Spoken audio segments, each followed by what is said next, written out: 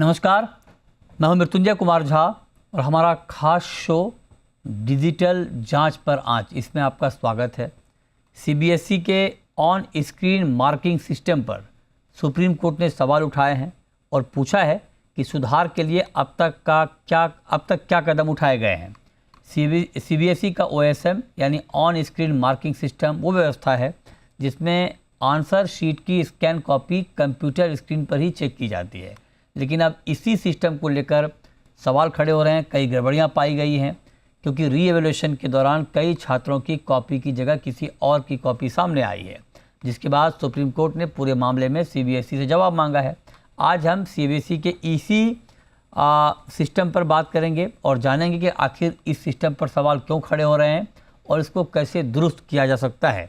लेकिन उससे पहले देखिए ये खास रिपोर्ट।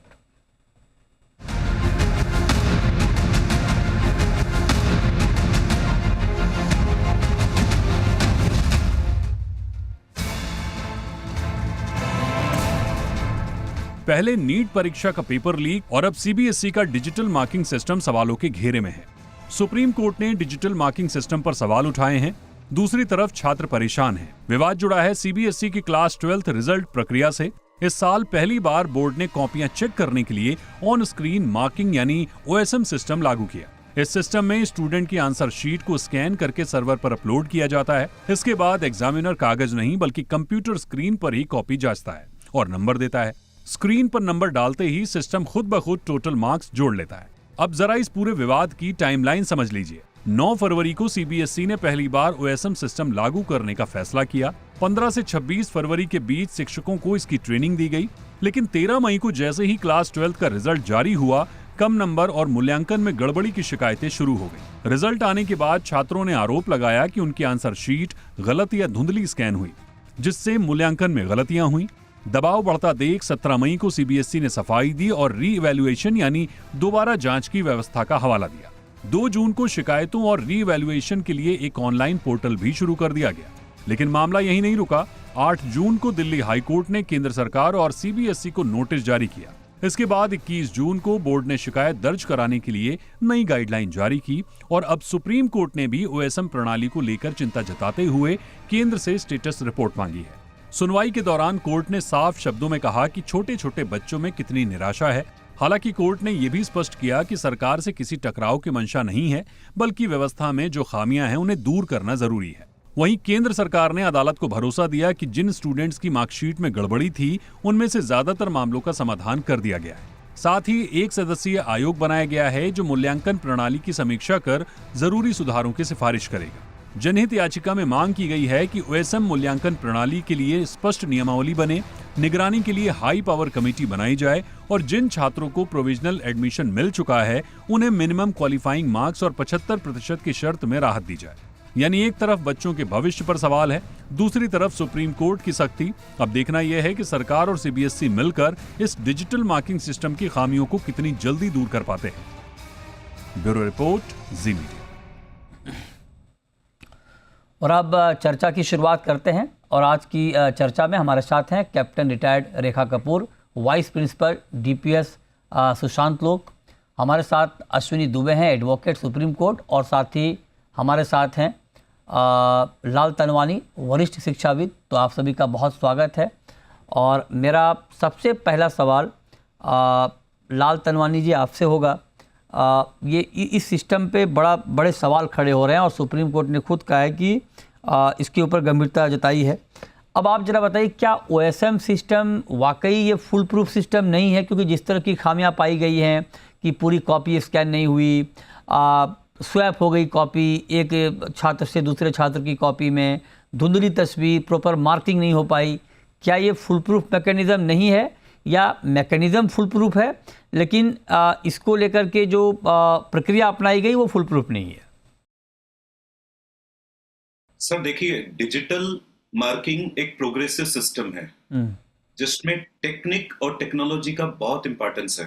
हमारे देश में अगर हम डिजिटल मार्किंग में जाना चाहते हैं तो टेक्नोलॉजी का बहुत बड़ा इंपॉर्टेंस होगा। अभी जो हमने OMS सिस्टम स्टार्ट किया है उस सिस्टम में इतनी खामियां है कि पासवर्ड्स चेंज हो रहे हैं, और मार्किंग की जो मार्क्स है वो चेंज कर सकते हैं स्टूडेंट्स खुद से। कोई भी जाके उस साइट पे जाके हम बहुत कुछ गड़बड़ियां कर सकते हैं। यानी हमारा जो सिस्टम है वो फूल प्रूफ नहीं है। ओके। वो तो प्रीवियस हमारा जो एक प्रोग्राम हो चुका है उसमें मैंने क्लियर कहा था कि एक ब्लैक लिस्टेड कंपनी को हमने कॉन्ट्रैक्ट दे दिया और ब्लैक लिस्टेड कंपनी को हमने ये पूरे के पूरे पेपर्स चेक करने को दे दिए। अब बच्चों की जो पढ़ाई है ना, उस पढ़ाने के पीछे पेरेंट्स का बहुत बड़ा स्वेट एंड ब्लड जाता है। आप बिलीव नहीं करोगे, मैं जब बच्चों को पढ़ाता हूँ पेरेंट्स आके हाथ जोड़ के बोलते हैं कि फीस भरने को नहीं है। बहुत सारे पेरेंट्स ने हो सकता है लोन्स लिए हो सकता है अपना गोल्ड बेचा हो बच्चों की फीस पढ़ने के लिए। ठीक बात। और रिजल्ट आती है तो एक विश्वास टूट जाता है। बिल्कुल ठीक। देखिए सीबीएसई एक विश्वास का नाम है, ट्रस्ट का नाम है। एक बहुत बड़े बोर्ड की बारे में हम बात कर रहे हैं जो हमारे देश का एक महत्वपूर्ण बोर्ड है। अगर उस बोर्ड में इतनी बड़ी कमियां आती है, इतनी बड़ी खामियां आती है, तो कहां ना कहां देश के लिए, हमारे बच्चों के लिए बहुत बड़ा क्वेश्चन। वाकई ये बहुत ही आप समझिए कि दिल दहलाने वाली बात है। और इस बात को हम सब पेरेंट्स के तौर पे फील कर सकते हैं कि कितनी मुश्किल से लोग अपने बच्चे को पढ़ाते हैं। जैसा कि आपने कहा कि सीबीएसई अपने आप में एक रिपूटेड नेम, हर पेरेंट्स की ख्वाहिश होती है कि हम अच्छे सीबीएसई स्कूल में बच्चे को पढ़ाएं।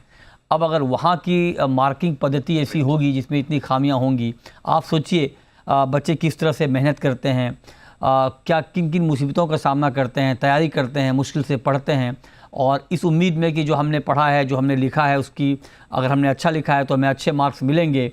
और अगर वहाँ पे इस तरह की बहुत ही ऐसी गड़बड़ियाँ हों जो कि जिसमें ये कहा जाए कि ये घोर लापरवाही भी है और एक डिलिब्रेट अटैम्प्ट दिखता है कई बार इस तरह की बातों में। तो मैम, रेखा मैम, चूँकि आप डीपीएस में हैं और आप तो बच्चों की बातों को और बखूबी समझती होंगी, बच्चों के पेन को, पेरेंट्स के पेन को, आपका टेक क्या है? क्या आपको भी लगता है कि ये सिस्टम अपनाना ठीक नहीं था और जो फिजिकल तरीका था कॉपी जांचने का वही ठीक था? आप भी यही फील कर रही हैं क्या? नमस्कार मृत्युंजय जी। मैं I think Lal Tanwani sir से बिल्कुल सहमत हूँ। आई थिंक ये बहुत प्रोग्रेसिव सिस्टम था। जब ये लागू किया गया था तो हम भी बहुत खुश थे कि ऑब्वियसली देश में हम नई नई चीजें कर रहे हैं और एआई टेक्नोलॉजी से रिलेटेड एक हम ये बहुत अच्छा स्टेप था उसकी तरफ।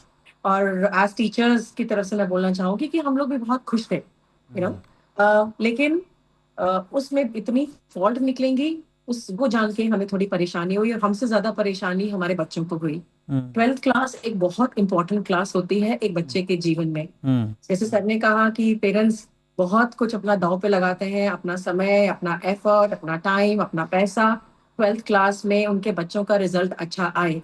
और जब बच्चे को बाद में मालूम चले कि मेरी मार्कशीट ब्लर्ड आ रही है, मेरी मार्कशीट क्रॉप आधी पूरी नहीं आ रही है, क्रॉप हो गई है, तो बहुत डिसअपॉइंटमेंट हुआ बच्चों को, बहुत ज्यादा डिसअपॉइंटमेंट हुआ। और मैं आपको बताना चाहूंगी कि इस बारी रीवैल्यूएशन बहुत ज्यादा बच्चों ने भरा, बहुत ज्यादा बच्चों ने 3.86 लाख से ऊपर बच्चों ने रिवैल्यूएशन भरा। और इवन फिजिक्स और मैथमेटिक्स का रिवैल्यूएशन बहुत ज्यादा बच्चों ने भरा इसके अंदर से भी। तो बच्चों को बहुत परेशानी हुई और अभी तक बच्चे स्ट्रगल कर रहे हैं क्योंकि एडमिशन कॉलेज के खुल चुके थे। मार्कशीट रिवैल्यूएशन की मार्कशीट स्कूल्स में लेट आती है, राइट? तो बच्चों के हाथ में अभी भी पुरानी मार्कशीट है, नई मार्कशीट रिवैल्यूएशन के बाद नहीं आई। तो बहुत मुश्किल हुई पेरेंट्स को, बच्चों को। आप सोचिए कि जुलाई का महीना है और आप कह रही हैं कि रीएवल्यूशन की जो मार्कशीट है वो अभी तक नहीं आए हैं, बच्चे अधर में हैं कि आगे करें क्या? ये तो बहुत सीरियस इशू है ना मैम। बहुत सीरियस, बिल्कुल बहुत ज्यादा सीरियस इशू है सर मृत्युंजय जी, बहुत ज्यादा। क्योंकि हम बच्चों की लाइफ के साथ इस स्टेज पे आके खिलवाड़ नहीं कर सकते, राइट? जब ये सिस्टम शुरू हुआ था तो मैं बहुत खुश थी कि बहुत एनवायरमेंटली सस्टेनेबल सिस्टम है। सीबीएसई का एक बहुत अच्छा स्टेप है, और टीचर्स की ट्रेनिंग भी कम हुई लेकिन टीचर्स ने फिर भी ग्रास्प कर लिया। मैं ये कहूंगी मेरे स्कूल में भी फिजिकल चेकिंग हुई, मेरे स्कूल में भी ओएसएम चेकिंग हुई। टीचर्स ने अपने आप को उससे अडाप्ट कर लिया, बहुत जल्दी अडाप्ट कर लिया, राइट? लेकिन बाद में धीरे धीरे जैसे आई थिंक बोला जा रहा है कि एक बार मार्किंग शुरू हुई तो मालूम चले कि वो अपलोड नहीं हुआ पेपर, राइट? दोबारा टीचर को शुरू से चेकिंग करनी पड़ी, राइट? पोर्टल कभी काम नहीं कर रहा था, ये सारे ग्लिचेस आए, राइट? और स्क्रीन में इतनी देर बैठना थोड़ा सा मुश्किल काम है। आजकल हम कहते हैं कि स्क्रीन अवॉइड करें, स्क्रीन अवॉइड करें। तो बहुत टीचर्स भी प्रभावित हुए, क्योंकि हमें लगता था एज टीचर्स कि हम बच्चों के साथ कहीं गलती ना हो जाए मुझसे, तो मुझे लगता है कि शहर के बच्चे शहरी जगहों में तो फिर भी टीचर्स को ट्रेनिंग है, उनको कंप्यूटर में सब कुछ करना आता है। लेकिन जो गांव के टीचर्स हैं उनके लिए तो I think OSM on screen marking और ज्यादा तकलीफ दे और ज्यादा मुश्किल रही होगी। बिल्कुल ठीक बात है। और जिस तरह की शिकायतें आई हैं ना, मतलब उसके बारे में बात करके भी लगता है कि क्या मजाक चल रहा है। आप बताइए कि पेपर स्वैप हो जाए, है ना, धुंधली तस्वीर आए, प्रॉपर स्कैन ना हो, मतलब ये तो ऐसी गलती है ना कि मतलब हम लोग किसी कैफ़े में जाते हैं, वहाँ भी मतलब वहाँ अगर इस तरह की गलती हो जाए तो लगता है पता नहीं कितना सिली मिस्टेक है। अब अगर आप बताइए, इतना हाई प्रोफाइल एग्ज़ाम की कॉपी की जांच हो रही है, वहाँ प्रॉपर अगर कॉपी की स्कैनिंग नहीं हो पा रही है, धुंधली आ रही है या स्वैप हो जा रहा है, तो ये बहुत ही मतलब हास्यास्पद भी है और सीरियस भी है। अब सर मैं आपसे पूछना चाहता हूँ अश्विनी दुबे जी, क्या सॉल्यूशन आपको दिखता है, चूँकि आप एडवोकेट हैं और सुप्रीम कोर्ट ने इस मुद्दे को बहुत गंभीरता से लिया है? मृत्युंजय, आप अभी टीवी पे बैठ के और आप इतना इम्पोर्टेंट पॉइंट डिस्कशन कर रहे हैं, इसके पहले आपने पूरी तैयारी किया। आपने सुप्रीम कोर्ट ने क्या कहा वो पढ़ा, OSM क्या है वो पढ़ा, और तैयारी के बाद कि जो हमारे स्पीकर्स हैं, हमारे जो पैनलिस्ट हैं, उनसे हम क्या क्वेश्चन पूछेंगे, और वो क्वेश्चन जो सुप्रीम कोर्ट का ऑर्डर है और जो पूरी CBSE की प्रणाली है उसके मुताबिक होनी चाहिए। आप एक बात बताइए, बिना स्पष्ट स्कीम के, बिना प्रॉपर मैकेनिज्म के और बिना ही एक्सपर्ट पैनल के असेसमेंट और रिव्यू के एक ऐसी प्रणाली लागू की जाती है जिसमें कोई स्पष्ट नियमावली ही नहीं लाया गया व्यवस्था की निगरानी और सुधार लागू करने के लिए। हुआ क्या कि स्टूडेंट्स का भविष्य अधर में लटक गया। माने कुल मिलाकर जो एक डिजिटल मूल्यांकन प्रक्रिया बेहतर सटीकता और दक्षता सुनिश्चित करने के लिए लाई गई, उसमें अगर आप देखिए तो आज स्टूडेंट्स को रीवैल्यूएशन के लिए अप्लाई करना पड़ रहा है कि सुनिए, जो आपका जो फॉर्मूला है OSM, वो फॉर्मूला जो आप कह रहे हैं कि बहुत सुरक्षित है, बहुत अच्छा है, और हमारा जो ऑनलाइन चेकिंग सिस्टम है वो फुल प्रूफ है, वो तो फुल प्रूफ हो ही नहीं रहा है, जिसकी वजह से लाखों छात्रों का भविष्य अधर में है। रिजल्ट ये हो रहा है कि सुप्रीम कोर्ट 15 जुलाई को कहता है कि देखिए बड़ा चिंतनीय विषय है, केंद्र इस पर स्टेटस रिपोर्ट दे। और आज का ये मसला नहीं है, आप समझिए कि ये जब 13 मई को क्लास 12 का रिजल्ट जारी हुआ और तब गड़बड़ी की शिकायतें शुरू हुई, और आज हम जो है 16 जुलाई 17 जुलाई को पहुंच गए हैं और सुप्रीम कोर्ट को इसमें इंटरवीन करना पड़ रहा है। हम सभी जानते हैं मृत्युंजय भाई कि नियम के साथ कुछ चुनौतियां आती हैं, इसमें भी कुछ चुनौती हो सकती है, वो धीरे धीरे होगा, लेकिन जिन छात्रों के भविष्य के साथ, जिन छात्रों की साल भर की मेहनत के बाद, जिन पेरेंट्स के उन छात्रों के साथ 24 घंटे परसुएशन और समय देने के बाद अगर इस तरह की बातें आ रही हैं और उनकी खास तौर से जो उनकी कॉम्पिटेंस है उसको प्रभावित कर रहा है, तो यहां पर गलती तो है। और गलती सिर्फ और सिर्फ ये कह देने से कि हम पहली बार लॉन्च कर रहे हैं ये नहीं माना जाएगा। आपको सबसे पहले इसीलिए एक प्रॉपर स्कीम बनाई जाती है, उस स्कीम के तहत जो मल्टी लेयर जो उसमें एक्सपेरिमेंट्स होते हैं वो किए जाते हैं, वो आपने किया नहीं और आपने all of a sudden digital India का हवाला देके और आपने लॉन्च कर दिया। तो देखिए इस वजह से यहां पर दिक्कत थी। अब आप ऐसे समझिए कि सुप्रीम कोर्ट का कहना है कि भाई देखिए हम टकराव नहीं चाहते हैं, लेकिन आप ऐसा बताइए तो स्टेटस रिपोर्ट तो फाइल करें, कितनी जटिल मूल्यांकन सिस्टम आपने किया कैसे, और किया तो इसमें आखिर में गड़बड़ियां क्यों आ रही हैं। तो मैं समझता हूं कि चुनौतियों के बारे में सोचा नहीं गया, पूरी तैयारी नहीं की गई, और जिसकी वजह से जो प्रारूप लेकर आए ये सटीक और व्यवस्थित नहीं बन पाया। अब दूसरे बात की बात तरफ आइए। सुप्रीम कोर्ट के जस्टिस जॉयमाला बागची का वो स्टेटमेंट देखिए, उन्होंने कितना इंपॉर्टेंट कैंडिडेट कहा कि हम केंद्र से बहस या टकराव के लिए नहीं, बल्कि समस्या का समाधान निकालना चाहते हैं, हम उसमें सहयोग चाहते हैं, इसमें दिक्कतें हैं ठीक करना है। लेकिन इस साल जो 12वीं के विद्यार्थी हैं, आप बताइए उनके साथ क्या हुआ। तो अब कुल मिला के जब तक ये अच्छी व्यवस्था नहीं बननी थी तब तक लागू नहीं करना था, और लागू करने से पहले आपको मल्टी लेयर चेकिंग करनी थी। तो इसलिए इसके पहले पहली बार नहीं हो रहा है, आप नीट और जेईई के एग्जाम में भी देख लीजिए।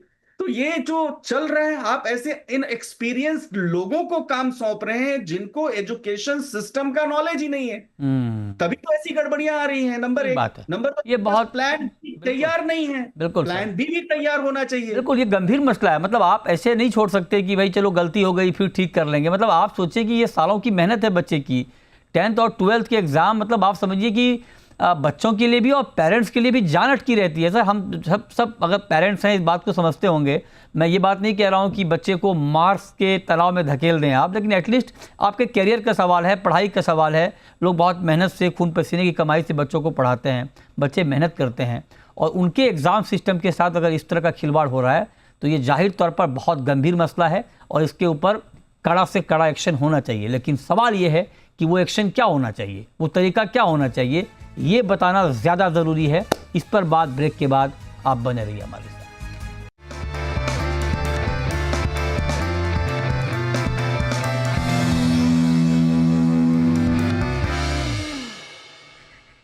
ब्रेक के बाद भी हमारी खास चर्चा जारी है। हमने प्रॉब्लम पर बात की, अब हम सॉल्यूशन की बात करेंगे। तनवानी जी, आप बताइए इसका सॉल्यूशन क्या है सर? फुल प्रूफ मैकेनिज्म क्या होना चाहिए कॉपी जांच का? सर मृत्युंजय सर, मैं कुछ रिकमेंडेशन करना चाहता हूँ आपके डिजिटल, आपके टीवी चैनल पे, जो हमेशा एक अच्छे स्टूडेंट्स के लिए, हमारे देश के स्टूडेंट्स के लिए बहुत अच्छे प्रोग्राम्स लेके आते हैं। तो मैं एक छोटा इंसान हूँ, लेकिन मैं रिकमेंड करना चाहता हूँ कि जो OMS सिस्टम लगाया गया है वो AI बेस्ड होना चाहिए। AI बेस्ड सिस्टम लगाया जाए। डबल एवोल्यूशन सिस्टम, जैसे हमारा सिस्टम अभी है, हाथ से कॉपी चेक करने के बाद हम फिर मॉडरेटर के पास कॉपी जाती है, तो यहाँ पे भी डबल एवोल्यूशन सिस्टम होना चाहिए। उसके बाद ट्रेनिंग हो टीचर्स की, जो एग्जामिनर्स है उनको सर्टिफिकेशन हो, ट्रेनिंग हो अच्छी तरह से। स्टूडेंट्स को आंसर शीट्स की एक्सेस दी जानी चाहिए डिजिटली, कि आप अपना पेपर चेक कर सकते हो कि देखो आपका पेपर राइट चेक हुआ है कि नहीं है। एक grievances residual department, residence department, एक ग्रीवेंसेस जो हमारे होते हैं, बच्चों के इतने सारे ग्रीवेंसेस होते हैं, एक ऐसा डिपार्टमेंट ओपन करना चाहिए कि जिसमें सारे कंप्लेंट्स एक टाइमलाइंस के हिसाब से पूरी होनी चाहिए, कि टाइमलाइन कंप्लीट हुआ, आपका कोई भी कंप्लेंट आया हम 2 दिन में सॉल्व करेंगे। किसी भी तरह से वो टाइमलाइन के हिसाब से हमारी वो बच्चों की डिजिटल कंप्लेंट्स को पूरी करनी चाहिए। और उसके बाद एक ऑडिट सिस्टम, एक फुल प्रूफ ऑडिट सिस्टम, एक इंडिपेंडेंट ऑडिट कमेटी बनानी चाहिए। उस कमेटी के हिसाब से हम लोग को देखना चाहिए कि हमारा जो सिस्टम चल रहा है, जो MS सिस्टम चल रहा है, वो प्रॉपर जा रहा है कि नहीं जा रहा है। और सबसे बड़ी बात सर, अगर आप 1968 अगर हमारे देश की एजुकेशन कमेटी को देखेंगे, जिन्होंने 1968 में रिकमेंड किया था, 1986 में जो कमेटी ने रिकमेंड किया था, और नेशनल एजुकेशन पॉलिसी जो 2020 है, उन्होंने कहा है कि कम से कम देश का 6%, GDP का 6% हमारे एजुकेशन पे खर्च होना चाहिए, जो कि अभी तक 3% भी नहीं हो रहा है। तो कहां ना कहां बोर्ड्स के पास पैसे नहीं रहेंगे, तो हम कैसे ये इवोल्यूटरी सिस्टम्स लेके आएंगे? आप रिवोल्यूशन लाना चाहते हो, आप इवोल्यूशन लाना चाहते हो, और आपके पास पैसे ही नहीं है। आपके पास GDP का 6% कम से कम खर्च होना चाहिए, मिनिमम 6% हमारा खर्च होना चाहिए हमारे एजुकेशन सिस्टम पे, जो कि हमारा देश आज भी नहीं कर रहा है, पिछले 40 सालों से रिकमेंड हो रहा है। बहुत बढ़िया सुझाव है सर, और निश्चित तौर पर इस पर काम होना चाहिए। मैम, रेखा मैम, अब आप बताइए, आपके हिसाब से क्या बदलाव इसमें होने चाहिए? क्या बैक टू फिजिकल मेथड में हमें आना चाहिए, या आपको लगता है कि अगर डिजिटली ही चेक करना है तो इसको हम और बेहतर बना सकते हैं, और अगर हाँ तो वो तरीके क्या हो सकते हैं? आई थिंक डिजिटल जाना चाहिए, जरूर जाना चाहिए, क्योंकि एनवायरमेंटल सस्टेनेबिलिटी के हिसाब से ये प्रोग्रेसिव देश है, हम कितना चेंजेस ला रहे हैं, तो ये बहुत जरूरी है कि हम डिजिटल जाएं, उसमें कोई डाउट नहीं है। और आई थिंक मैं लाल तनवानी साहब से बिल्कुल सहमत हूँ कि एक तो टीचर्स की ट्रेनिंग, मेरे हिसाब से टीचर्स की training should be the first priority. अगर हम लोग ये सेम सिस्टम लाना चाहते हैं अपने 26-27 के एग्जाम्स में, सो मुझे लगता है कि टीचर्स की ट्रेनिंग अभी शुरू हो जानी चाहिए। उनकी कैपेसिटी बिल्डिंग बैचेस में, छोटे छोटे बैचेस में उनकी ट्रेनिंग हो जानी चाहिए, और उनको सर्टिफिकेट मिलना चाहिए। जैसे कि अभी हमारे को सारी कैपेसिटी बिल्डिंग का सर्टिफिकेट दिया जाता है, वैसे ही OSM चेकिंग का सर्टिफिकेट दिया जाना चाहिए। और ऑनलाइन ट्रेनिंग नहीं, फिजिकल ट्रेनिंग होनी चाहिए टीचर्स की। राइट। लेकिन मैम, मैं नहीं चाहूंगी कि ऑनलाइन ट्रेनिंग बिल्कुल हो, बिकॉज बहुत जरूरी है कि टीचर्स हर स्टेप को जब जाएं उसके ऊपर उसको क्लिक करके देखें, राइट, और असेस करें कि उसके क्या नुकसान हो सकते हैं, क्या उसके फायदे हो सकते हैं, ये हमें चाहिए नहीं। Then stakeholders, I think जो अभी हुआ है उसमें पेरेंट्स, बच्चे, टीचर्स, इनका बहुत इंपॉर्टेंट रोल है तीनों का। तो आई थिंक हम लोगों को नेगेटिवली ना सोचते हुए, पॉलिटिकली मैं कुछ स्टेटमेंट नहीं देना चाहूंगी, ना सोचना चाहती हूँ। बस मैं ही जो सोचना चाहती हूँ कि मेरे बच्चों का इसके अंदर फायदा होना चाहिए। ये बहुत सो बच्चों से फीडबैक अभी लेना बहुत जरूरी है। राइट। जो 12th के बच्चे अभी पास आउट हुए हैं, उनसे फीडबैक लेना बहुत जरूरी है हाँ। कि आपने क्या क्या प्रॉब्लम्स फेस करी। राइट, पेरेंट्स से फीडबैक लेना बहुत जरूरी है कि आपने क्या क्या प्रॉब्लम्स फीडबैक फेस करी, और टीचर्स से कि आपने क्या क्या प्रॉब्लम्स फीडबैक करे, आई थिंक फेस करी, और इसका पूरा का मूल्यांकन करके फिर उसके बाद आई थिंक एक जो जैसे सर कह रहे हैं कि कमेटी बिठाई जाए। हाँ जी, बिल्कुल, ये आपने बहुत बढ़िया बताया मैम। क्विकली दुबे जी आप बताइए सर, आपके हिसाब से क्या सॉल्यूशन? मृत्युंजय, देखिए, जब तक टेक्निकल इंफ्रास्ट्रक्चर्स अपग्रेड नहीं होंगे और स्कैन वगैरह करने के लिए हाई रेजोल्यूशन के जो इक्विपमेंट्स हैं और जो एक स्ट्रॉन्ग सर्वर कैपेसिटी, जो कि सर्वर क्रैश नहीं हो, हैंग नहीं हो, क्लाउड आधारित मजबूत इंफ्रास्ट्रक्चर का उपयोग हो, स्मार्ट सॉफ्टवेयर फीचर्स हो, और क्वालिटी कंट्रोल इवैल्यूएशन प्रोसेस पर काम करना पड़ेगा। डबल इवैल्यूएशन सिस्टम रखना पड़ेगा। मृत्युंजय, मैं एक छोटा सा मध्य प्रदेश का आपको व्यापम घोटाला बताता हूँ, जो कुछ साल पहले हो गया, हो सकता है अगर आपको याद हो। बिल्कुल, व्यापम घोटाले में भी सेम तरह का प्रोसेस हुआ, लेकिन वो घोटाला था क्योंकि अपॉइंटमेंट से रिलेटेड था, और ये एक ऐसा फेलियर है टेक्निकल जिसमें स्टूडेंट्स के भविष्य के साथ खिलवाड़ हो रहा है। तो जब तक कि मानव संसाधन प्रशिक्षण, जिसको कहते हैं ह्यूमन फैक्टर्स ट्रेनिंग, और स्टेक होल्डर्स के सजेशंस को प्रॉपर नहीं लेते हुए इसके एडवांसमेंट पर काम नहीं करेंगे, तो सिर्फ ये कह देने से 10 साल बाद कोई ठीक होगी बात, वो ठीक नहीं है। और 10 साल तक का क्या, ये भी बहुत महत्वपूर्ण बात आपने कही है कि अगर मान लीजिए आप कहते हैं कि चलो इस बार नहीं अगली बार ठीक कर लेंगे, लेकिन इस बार जिस स्टूडेंट्स के साथ में ये हुआ है उसकी भरपाई कैसे होगी? ये भी एक बड़ा सवाल है, इसके ऊपर भी बात करनी चाहिए। ये तो ठीक है, हम आगे के लिए बता रहे हैं सॉल्यूशन, लेकिन जो बच्चे इसकी जद में आ गए हैं, जिनके साथ ये हो गया है, उनका क्या होगा, उनके भविष्य का क्या होगा, इस पर भी बहुत गंभीरता से विचार करना चाहिए। खैर, इस पर आगे हम और चर्चा करेंगे। बहुत शुक्रिया रेखा मैम आपका, दुबे जी आपका, और तनवानी जी आपका आज की इस खास चर्चा में हमारे साथ जुड़ने के लिए। छोटा सा ब्रेक के बाद भी खबरें जारी हैं। नमस्कार।